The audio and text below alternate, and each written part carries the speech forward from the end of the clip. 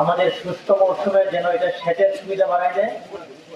আর সাথে হচ্ছে আমাদের যে দেশীয় মাছের যে প্রজনন ক্ষেত্র, ব্রিডিং প্লেস, এটা যেহেতু মারা যাচ্ছে, এটাকে রিভাইভ করা। সাথে আরেকটি চমৎকার একটা উদ্দেশ্য ছিল, যেটা সম্পর্কে আমরা খুব বেশি জানি না, যেহেতু আমাদের এই মাগুরা জেলায় সীমান্তবর্তী জেলা নয়। আরেকটি হচ্ছে আমাদের প্রতিরক্ষা ব্যবস্থার উন্নয়ন।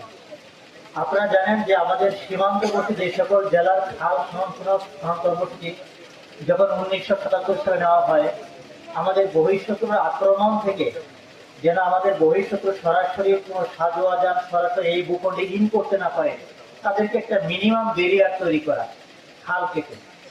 এটা হচ্ছে একটা চমৎকার একটি উদ্দেশ্য।